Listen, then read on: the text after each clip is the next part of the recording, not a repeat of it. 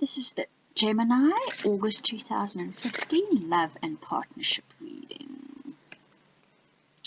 Okay, let's see. Gemini.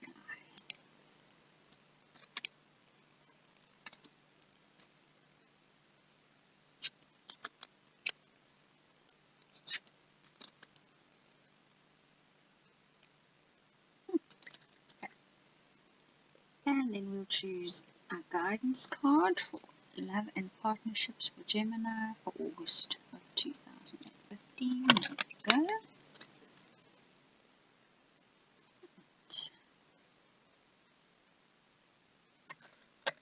Gemini, you start off your month with shadows of the past. So something from the past is haunting you. Something of the past is sticking in your memory, or something from the past is influencing the way you behave presently in your partnerships and relationships. I don't want to sound negative, but holding on to the past, hanging on to the past, living in the past is never good for the present. What is happening now is all about who you are now and what you are doing now and what you've become. And yes, the past helped to shape where you are and what you are doing now, but it is the past, and it is best to leave it there. So if the past is making you weary because you were hurt, leave it in the past. If the past seemed far rosier than what it is now, it's in the past. Look at the present with new eyes. See it differently.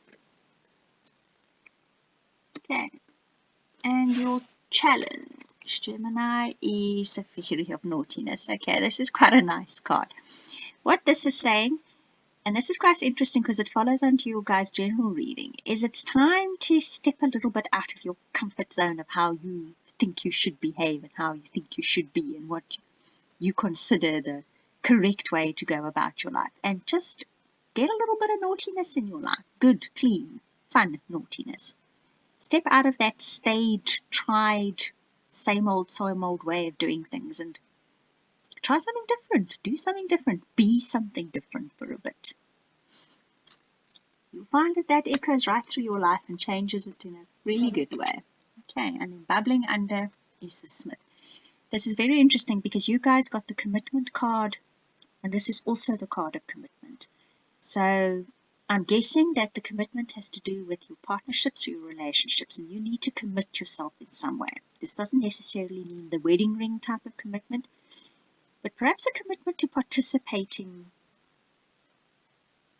not only completely, but with the right intentions. Participating, knowing that you want to, and you're going to put your heart in it. Participating keenly is the word I'm looking for. Okay, this seems to be important. And then just about to surface is the returning. So the little story that comes with this card is quite an interesting sort of perception. It says if something is going on in a room and you walk out and you come back 10 minutes later and you've done something completely different, does it alter how you perceive what is happening in that room in comparison to if you had stayed behind in the room and carried on with that situation? And sometimes that's what you need to do in your life. You need to step out of it for a moment, take your mind completely off what is happening, and then return to it again with new eyes, with a new perspective, and see if you can see it differently. See if you can see it from another perspective, something completely different. See if you can see a new angle to it that you haven't seen before. This is probably something you're going to be given the opportunity to do. You may not even need to make that decision for yourself. And when that opportunity arises, make use of it, because you're about to be given some kind of new inkling, new perspective or perception into what's going on. Okay, your next step. This is called the leaving. So before you tie up a situation, before you call it done and dusted, make sure all the loose ends are tied up. The little story that comes with this card says, before you go away on a trip, you don't leave dirty dishes in the sink and the beds unmade and the house untidy.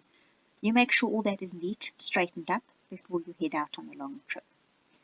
And the same applies to your life. So if you're finishing up something, or you feel like you're coming to the end of something, or you've reached a certain level and you're going to move on to the next level of something, make sure you've tidied and cleaned up and made it neat before you move on. This is going to be very important, because what you leave behind will drag you back if you don't do it. And your outcome is the hope. So it seems as if something has perhaps died in your partnership and relationships, or you feel like it has, or something has come to an end, or it's reached a conclusion. But to remember, there's always hope in the future. And in doing so, in remembering the hope, in remembering that in the future, and maybe not even in the distant future, it could be in the near future. I have a feeling it is in the near future. If you believe in that hope, that's what makes a difference. It will emerge, and quicker than you imagine. So have faith, huh? Okay, and your guidance for your love and partnerships. Oh, you've got the same card as you did for your general reading. So you guys have just got to return completely to childhood innocence, to that feeling where you have no preconceived ideas of how things are going to turn out. The only ideas you have are good ones, of hope and of believing in that things are going to be just fine, and they're going to be good, and they're going to be right, and they're going to be good and right for you. So that's what you have got to believe, and it will come true.